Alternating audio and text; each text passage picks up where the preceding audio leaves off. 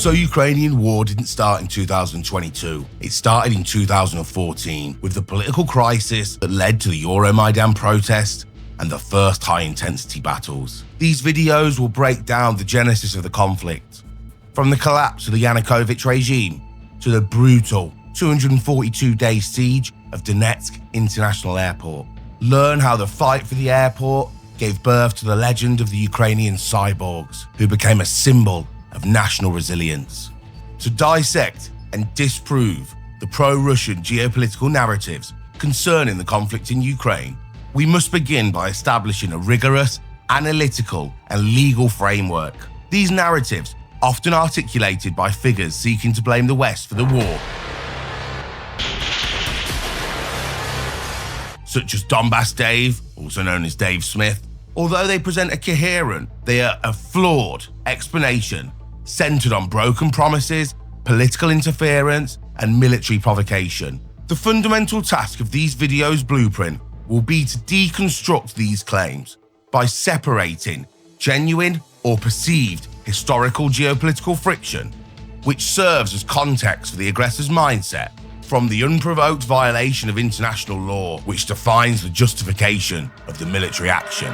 So, defining the informational background, the three main core myths. The pro-Russian counter-narrative posts that the 2022 invasion was a predictable, provoked response to US and NATO foreign policy actions, primarily encompassing three foundational myths: NATO expansion, US orchestration of the 2014 Ukrainian government change, and deliberate Western sabotage of early 2022 peace negotiations. These myths fundamentally fail to provide a legal or moral absolution for Russia's military aggression. The ensuing analysis will systematically dismantle these claims, establishing verifiable facts against rhetorical pretexts. The foundation of any critique concerning international conflict must rest upon the established principles of international law, most critically, the UN Charter. Under this framework, an act of war is definitively considered unprovoked if the victim state did not initiate an attack or pose an imminent military threat to the aggressor state. Ukraine met neither criteria prior to the full-scale invasion in February 2022, legally confirming the Russian action as an act of unprovoked aggression. It is paramount to establish and maintain a distinction between geopolitical context and legal justification. Geopolitical grievances, such as long-standing disputes over NATO expansion or historical friction, may provide the political backdrop for the aggressor's mindset and internal decision-making process. However, these contextual factors do not provide a legitimate legal justification for a military invasion.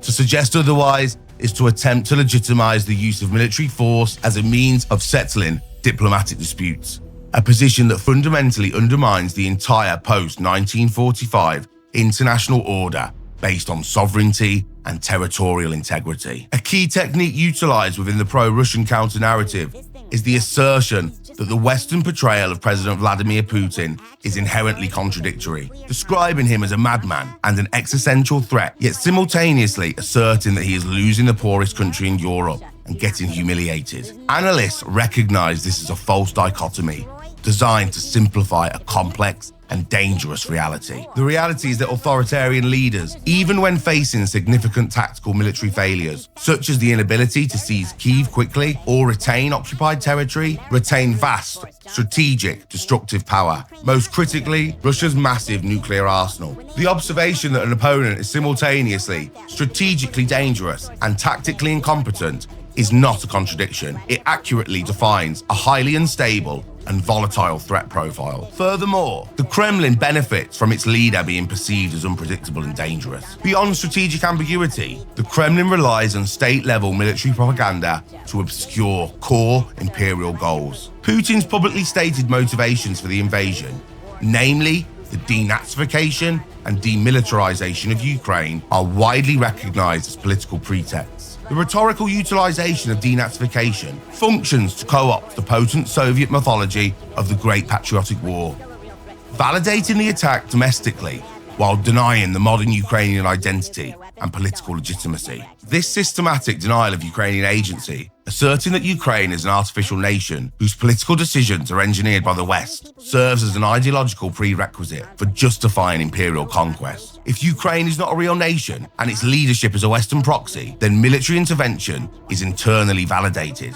as an operation to rescue territory and people from foreign influence. Crucially, the legal facade underpinning the invasion was Russia's assertion that it was exercising the right of self-defense under Article 51 of the UN Charter to prevent an alleged genocide against Russian speakers. Another one of Donbass Dave's talking points, and therefore Kremlin talking points, is that the 2014 change in government in Ukraine, known as the Revolution of Dignity, was completely led by the West and constituted an American orchestrated coup that overthrew a pro-Russia government, thereby crossing a fundamental red line for Putin. This claim systematically denies the agency of the Ukrainian people. Analysis of the events in 2013 and 14 indicates that the Revolution of Dignity was fundamentally a popular uprising driven by organic, domestic motivations. Millions of Ukrainians initially took to the streets to protest President Viktor Yanukovych's abrupt decision to scrap an agreement for closer association with the European Union in favor of a Russian deal. However, the popular drivers extended far beyond simple geopolitical alignment, representing primarily a wholesale rejection of systemic injustice, endemic corruption, nepotism, and the post-Soviet politics characterized by arbitrary rule. The protests tragically escalated after the government introduced repressive laws and then utilized brutal force, leading to the deaths of over 100, mostly civilian protesters. Yanukovych did not lose power in a military coup. He fled the country on February 22, 2014, after which the Ukrainian parliament acted according to the country's legal processes and, still with members of Yanukovych's party taking part, voted to oust him and restore the 2004 constitution. This sequence confirms that the transfer of power was propelled by mass civilian rejection and subsequent parliamentary action, affirming Ukrainian domestic agency. Russia's refusal to accept the legitimate outcome of the Maidan revolution immediately manifested in military aggression in the Donbass. The battles for Donetsk International Airport, 2014 to 2015, stand as the most protracted and devastating engagement of the early war, lasting 242 days and earning the moniker Little Stalingrad. The DIAP held immense strategic and symbolic value. Geographically, its air traffic control tower offered a critical vantage point for Ukrainian forces, enabling them to effectively target DPR headquarters and troop concentrations within Donetsk city with artillery fire. This positional advantage posed an intolerable coercive threat to the regional command structure of the Russian proxies. Neutralizing the airport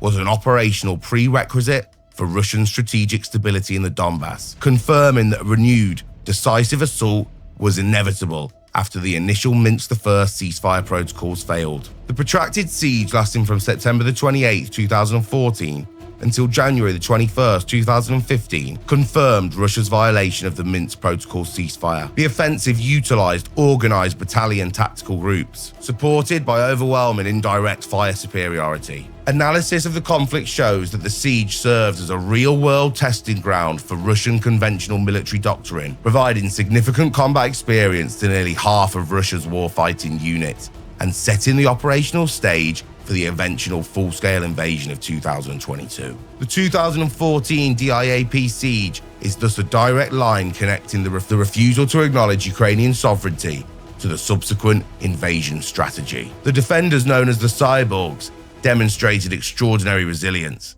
establishing a powerful national symbol of Ukrainian defiance. The human cost, however, was severe, with over 100 servicemen killed and hundreds wounded. The final tactical defeat was achieved through the calculated use of engineered demolition, with DPR militants planting explosives that caused the terminal structures to collapse onto the remaining defenders on January 19th to the 20th. The collapse alone resulted in the tragic death of 51 of the Ukrainian defenders. The fall of the DIAP on January 21st, 2015 was a high-stakes military achievement immediately preceding high-level diplomatic engagement. The victory provided the necessary military leverage, combined with subsequent losses at Debaltseve, to sign the politically and militarily disadvantageous Minsk II agreement. The military success was engineered precisely to achieve this political effect, securing a defined front line favourable to the separatists and freezing the conflict for the ensuing 8 years. While the defeat was tactical, the legacy of the Cyborgs forged an indispensable national myth that provided a powerful cultural rallying point for subsequent Ukrainian resistance and national identity. The Sabotaged peace. A persistent claim is that America, allegedly through Boris Johnson, sabotaged a peaceful end to the war by telling Ukraine not to negotiate, even after a viable deal had been worked out, involving Russian troop pullback, Donbass autonomy, and NATO neutrality. This narrative, which shifts blame for the continuation of hostilities from the aggressor to the West, requires rigorous strategic analysis. The peace protocols signed in Minsk in 2014, Minsk I, and 2015, Minsk II, were designed to secure a ceasefire, but infringed significantly on Ukraine's political sovereignty. While these agreements theoretically included provisions for political measures, such as local elections in the non-government controlled territories and enhanced self-government for the Donbass region under Ukrainian law, they also contained requirements for security measures, including a ceasefire, the withdrawal of heavy weapons, and the disarmament of illegal armed groups. A central fatal flaw of the Minsk Agreement was the requirement for Ukraine to implement political reforms like elections and autonomy before it regained control of its state border with Russia. Because Ukraine did not control its border in Donetsk and Luhansk, Russia was able to manage the situation, set the terms of the conflict, and progressively integrate these regions into its own political and military system. Ukraine's position was consistently that free and fair elections, which were part of the agreement, could not occur until two conditions were met. 1. All illegal armed groups, Russian proxies, were disarmed or departed. And 2.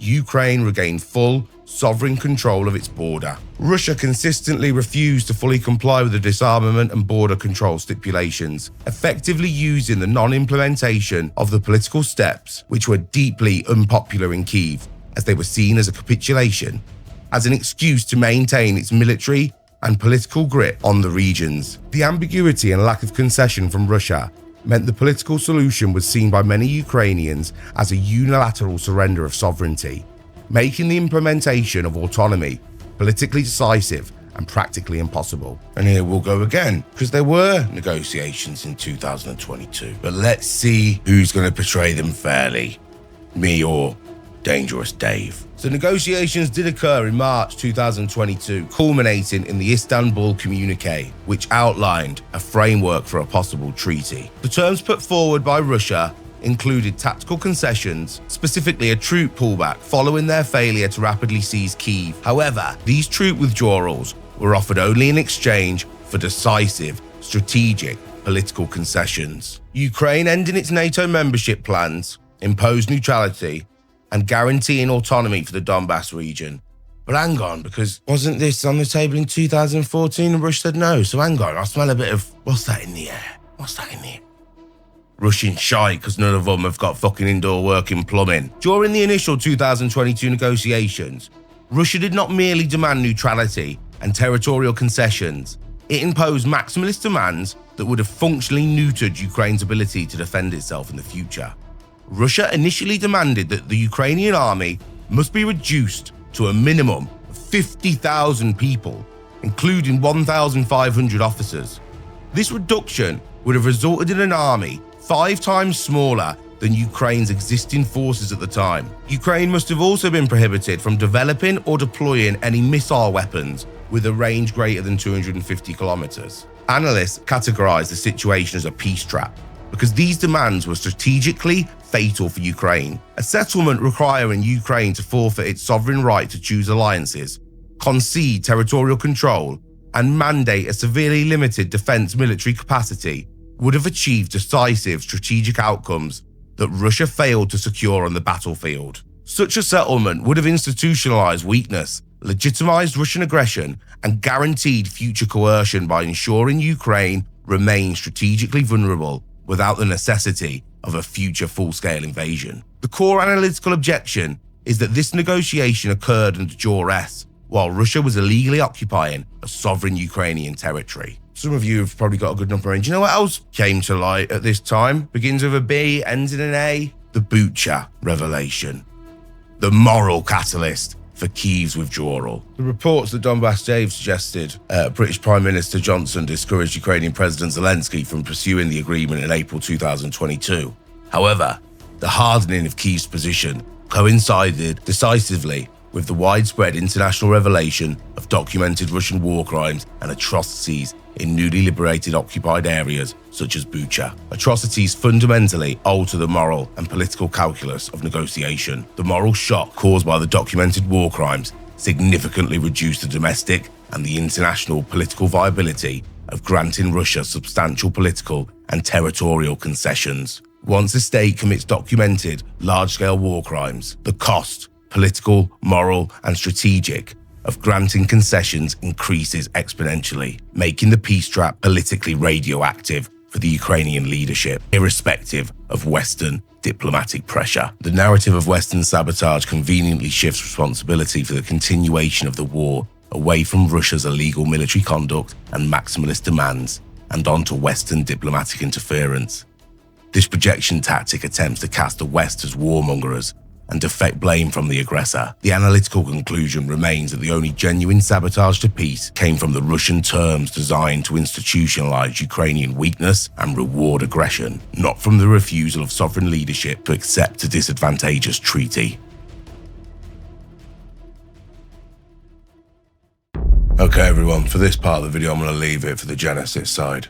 I hope I've done an okay job of debunking some of these myths. There's a huge amount still out there. Like I said, if you want to check out the report, you can, but also go and do it yourself. Go and do it yourself. Please also do not forget to come back for part 2. Check out the Discord, check out the Telegram. All the links are in the pinned comment. Thank you all again so much. Let's see where the monetization payment went.